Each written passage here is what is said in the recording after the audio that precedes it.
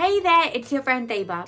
Today we're talking about, are your children's toys leaking lead? Yes, this even applies if you're living in the UK or the EU like I am. So lead is a famous heavy metal which causes developmental delays in children, behavioural changes and a load of unwanted health symptoms. And there still may be lead in your brand new children's toys. This applies even if you bought them from the EU and after the 2009 law change. In this video, I'm going to be talking about the link between autism and heavy metal toxicity, where you'll find lead in 2024, including in your children's toys, and how to detox your autistic child from heavy metals. Welcome to Autism Brain Empowerment. I'm Deba, a licensed brain health coach based in the UK and a proud mum to a 5.5-year-old son who has had an incredible autism turnaround. He's transformed from a non-verbal and developmentally delayed to a confident chatterbox and hitting all his milestones. Wow! At Autism Brain Empowerment, we believe in a child not being defined by their labels and the ability to rewire and change your brain using the principles of neuroplasticity. Hit subscribe to join this empowering community. I first wanted to show you my reaction to this Diary of a CEO podcast, that episode last week. Use the word autism and ADHD. As I've mentioned to you, the rates of autism have gone through the roof. In the United States, they've quadrupled in the last 20 years. And people think, well, what does that have to do with diet? Those kids haven't eaten a diet yet. Well, their parents have. And let me share a couple of statistics. So people are scratching their heads. Where's all this autism coming from? I thought autism was genetic. And if autism is genetic, it shouldn't quadruple in 20 years. Quadrupling in 20 years means something in the environment is causing it. As you can see, I was so over the moon that his guest, Dr. Chris Palmer from Harvard University, is saying that autism is a metabolic disease. It's not just genetic and there forever with nothing you can do about to help your autistic child. It's something that you can change and reverse for your children. Finally, this information is becoming spoken about more mainstream. So if autism is a metabolic disease, how can we help our child have a healthier metabolism? So there are loads of ways to do this. And one of the ways is to detoxify their environment and their bodies, which isn't as complicated as it sounds. So what is the link between autism and heavy metals? There's been so much evidence going back to the 1980s, which suggests that children with autism have a higher concentration of heavy metals in their bodies compared to typically developing children.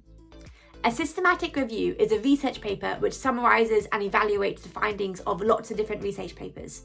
And a systematic review from 2023 found that children with autism consistently had higher concentrations of heavy metal toxins inside their bodies, such as lead, cadmium, arsenic, and mercury in their bodies compared to healthy control groups. So you may be thinking, where are these heavy metals coming from? Why is it that autistic children have this in their bodies, but maybe their neurotypical sibling in the same environment doesn't? So every person has a different detoxification ability. So perhaps with autistic children, they aren't able to detoxify their bodies as effectively compared to their neurotypical sibling. Also, a high concentration of heavy metals in a person can lead them to developing autism, or it can lead them to developing other health conditions such as asthma or eczema or allergies or other chronic conditions. So this is an example of how one cause can cause lots of different outcomes, just like how smoking cigarettes can cause cancer, or it can cause heart attacks or yellow teeth, etc. So where will you find these heavy metals in your child's environment? Sadly, the answer is everywhere. What? So let's first discuss the one in the title. There can even be lead in your children's toys. So in 2009, the EU passed a law called the EU Toy Safety Directive 2009, which put a limit on the amount of lead allowed in a child's toy. So let me be clear, the law didn't say no lead will be allowed at all in children's toys. It says we will put a limit on the amount of lead in a child's toy. What? When I first heard that, I was shocked and disgusted and let down by the regulatory bodies who are supposed to protect us. And sadly, that isn't even the first time I felt like that. So even a small amount of lead can cause dangerous health outcomes in children. For example, immune issues, brain issues, organ dysfunction, and birth defects. And lead can also cause typical autism symptoms in children. For example, speech and language difficulties, increased aggression, hyperactivity, impulsivity, concentration issues, and more. You may be thinking, are low levels in these products really that bad? I mean, surely the EU said low levels are fine, so it's probably fine, right? Well, sadly, when the UK and the EU set these low level limits, they're just looking at that one chemical in isolation. They don't count the fact that the child may have other sources of chemical in their lives from other household products. So, or that the child already has a high concentration of a different metal in their body from a different household product, which can react with the heavy metal leaking from this product. So this is a problem that's just building up and compounding in our bodies, and it's called bioaccumulation, which the EU and UK do not consider at all when passing what they think is a safe limit for one product. You can find lead in your child's toys, especially if they are battery operated or if they have electronic features. Battery operated toys often have electric circuit boards inside where lead solder can still be used. And if that toy becomes chipped or is frequently mouthed by a child, which is what all young children do when they first have the toy, that can leak lead inside your child's body. So the risk of lead leaking from toys is still there from modern, newly purchased toys, but the risk is even greater when you have older toys or toys purchased secondhand that might be in your home or in your child's preschool. Other sources of heavy metals in your child's world includes your personal hygiene products. So for millennia, children did not use shampoo and conditioner and facial wash and toothpaste and other products. But now we all do. And they often contain so many toxic heavy metal chemicals. So if you just look at the back of those ingredients, there will be so many ingredients there that you don't know how to even pronounce. And you won't know if it's dangerous or not. So the best thing to do is, if you're in the UK, is to download the Yuka app. So I'm not affiliated with this app at all, but it's very easy to use. And you can just scan the barcodes of your cleaning products, cosmetics and hygiene products, and it will give you a rating from 0 to 100 for how safe it is or how quickly it's poisoning you and your child.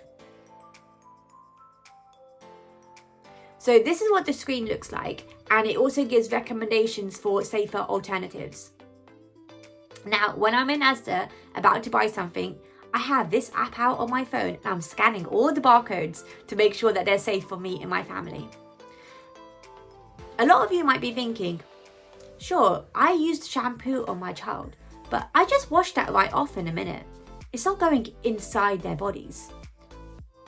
Well, your child's skin is a breathable organ.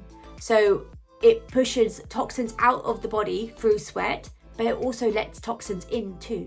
So everything that you put on your child's body goes into your child's body. And this applies to fragrances you spray as well, or if you apply it on their skin or that they're inhaling. So prevention is better than cure. So cleaning up your child's environment and minimizing as much as you can what toxins are entering their bodies is the first step. The second detoxification step would be to support the 4 organs of detoxification in your child's body. So these are the gut, the liver, the kidneys, and the skin. So to help your child's gut detoxification work better, eat foods that are high in fiber. For example, whole fruit, whole vegetable, whole grains, and basically plant-based foods. I want to stress that fruit juices and vegetable juices do not count if they're from the supermarket, and as the manufacturer will just remove fibre from the product before they sell it to improve the product shelf life. Another easy way of getting fibre inside your child is to use fibre supplements. So my favourite for my children are the Culturelle Kids Daily Fibre Supplement. My kids have been using them every single day for years, and I'll put an affiliate link in the description box below. So this product is tasteless, odourless and high in fibre, and you can just add it to your foods that your children are already eating. Another really important step to help detoxify your child's gut is to avoid ultra high processed foods.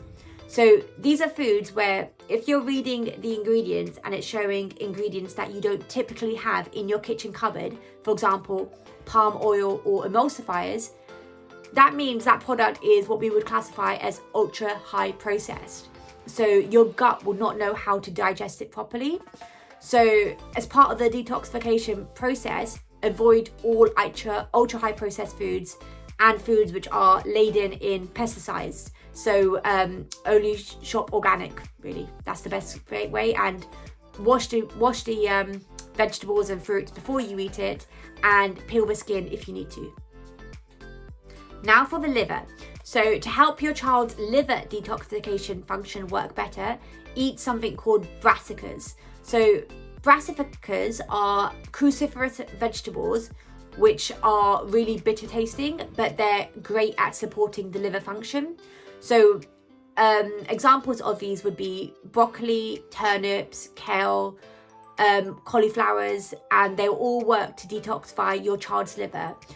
And they don't need to be eaten raw, they can be cooked and they still work fine. Now, to support the kidney's detoxification function to work better, this means drinking plenty of filtered water and avoiding foods that are high in salt and sugar. And finally, the skin. So this would mean sitting in a sauna or your child doing high intensity exercises to help them sweat. An infrared sauna is generally safer for small children, but some saunas do let children as young as 6 enter them. So these are just some general guidelines on how to detoxify your child's body. Otherwise, the video will get too long. But if you want a proper framework and a process, a great book I would recommend to read would be The Toxin Solution: How Hidden Poisons in Our Air, Water, Food and Products that we use are destroying our health. And that book is by Joseph E. Pizzorno. Otherwise, you could choose to get in contact with me and work one-on-one to create a personalised 6-month programme to help your autistic child start to reach their developmental milestones and reversing their autism symptoms. If you want to get in contact with me, please click the link in the description below to work with me on this. And if you resonate with anything I said in the video, I would love to hear your stories and insights. So please comment down below what has shocked you most about this video. And if you enjoyed this video, please click here to watch a video about the one truth that transformed my autistic son's life forever. Anyway, thank you so much for watching. Do hit the subscribe button if you haven't already, and I'll see you in my next one. Bye bye.